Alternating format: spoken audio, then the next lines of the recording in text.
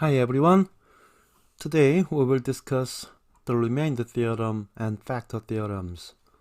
Let me start our story with a very simple division. Here 14 equals 3 times 4 plus 2. Numerically this is correct, right? And I want to express this one with a slightly different concept. How about this one? 14 divided by 3. Now 4 is the quotient, then 2 is the remainder, right? Again, this is the divisor, this is the quotient, and this is the remainder. Is it correct? Now we can use this concept to here. Look at this. If you have the equation f of x equals x minus a times q of x plus r. How about this one? The slightly different interpretation. If f of x is divided by x minus a, then the quotient will be q of x and the remainder is r. Is correct? Very interestingly, if you plug in x equals a to this equation, then you have f of a equals a minus a times q of a plus r, right? Although we don't know the value of q of a, we know this value, a minus a is 0. Wow. So you have only f of a equals r, right here. So this equation tells us the remainder theorem. If a polynomial f of x is divided by x minus a, the remainder is the constant, which is f of a. Okay. Now factor theorem can be made from this one. If f of a equal to 0 here, then we can say that the polynomial can be divided by x minus a without any remainder, right? Any remainder, for example, if I give you another example with the number 12 equals 3 times 4. Now 12 can be divided by 3 and the quotient will be 4 and the remainder is 0, right?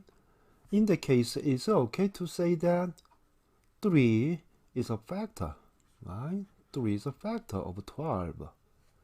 That is the factor theorem. Okay?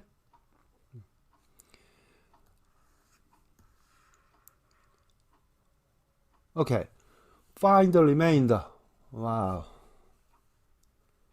If I use the remainder theorem, let this is f of x, then 2x squared plus 3x plus 5. The remainder, when this polynomial is divided by x plus 1, please note that that is f of negative 1. Okay, so twice negative 1 squared plus 3 times negative 1 plus 5, which is 2 minus 3 plus 5, or 4. Okay, 4 is the remainder. Okay, next one. 2x squared plus x minus 6 divided by 2x minus 1. If this is the f of x, so 2x squared minus x plus x, minus 6.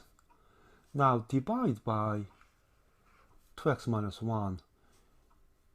You can think 2x minus 1 is twice x minus 1/2. Okay.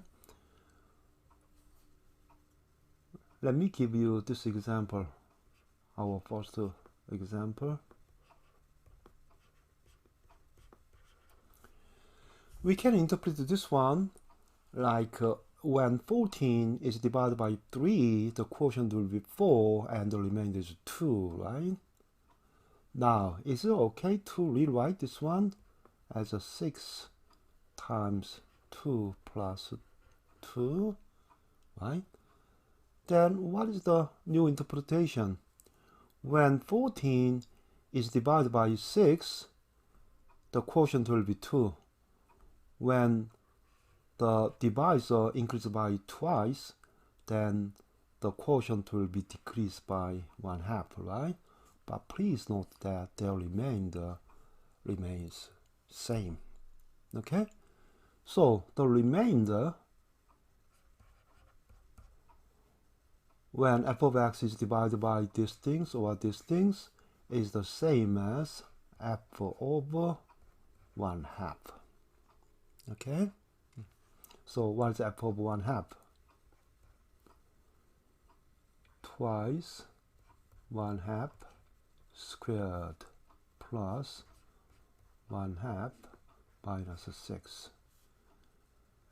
2 times 1/4 is 1/2 plus 1/2 minus 6.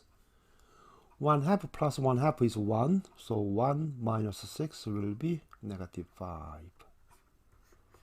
Okay, this is our remainder. Okay, next one. Use the factor theorem to determine whether x minus 1 is a factor of f of x. For checking purpose, you can solve this one with 3 different methods. First one, long division. Second one, synthetic division. Last one, and factor theorem. Okay, to find x minus 1 is a factor or not. If x minus 1 is a factor, then when you divide, please note that remainder must be equal to 0, right? Okay, long division first. 2x fourth plus x squared minus 5x plus 2. I hope you understand why I make some empty space, because there's no x cubed, right? And divided by x minus 1. Okay, it's a long division, so 2x third power is okay. Now multiply 2x to the fourth minus 2x to the third. If you subtract, you have a 2x cubed plus x squared. Okay, plus 2x squared. So 2x cubed minus 2x squared. Again, minus. Now this will be 3x squared. Copy 5x. Now x times what is the 3x squared? So 3x, right? So 3x squared minus 3x. Subtract. Negative 5x minus negative 3x will be negative 2x plus 2. Okay, so last one. X times what is the negative 2x? Yes, negative 2 here. So this will be negative 2x plus negative 1 times negative 2 is positive 2. So this is a 0. Wow, remainder is a 0. So what is our conclusion?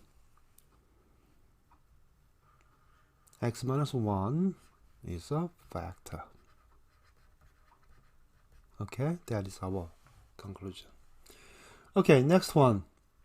Same question, but we will use the synthetic division. You remember the synthetic division? Here, from 2x to the 4th power to, there is no x cubed, so 0, x squared, negative 5x, plus 2 here. Your divisor is x minus 1, so we will start from 1, right? Copy this number here, multiply, and write the result here, then add. And you can repeat this process. So 1 times 2 is 2, sum is 3, 1 times 3 is 3, sum is negative 2, 1 times negative 2 is negative 2, sum is 0. Wow. Your remainder is 0. So x minus 1 is a factor, right? Okay, last method, factor theorem. Factor, in this case, is just f of 1, right? So you can plug in 1 to this equation, right? So what is that? 2 times 1 to the 4th power plus 1 squared minus 5 times 1, then plus 2. This is 2 plus 1 minus 5 plus 2. So this is what? 0. Again, we can say that x minus 1 is a factor, right?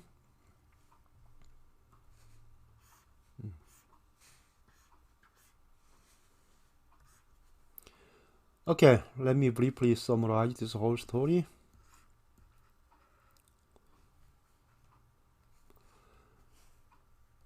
If you have f over x and divide by x minus a, here I need the remainder only. Remainder is f over a, okay? And if f over a equal to 0, then x minus a is a factor. Okay, this is the factor theorem. So this is the remainder theorem, and this is the factor theorem. Good. Okay, thank you for watching.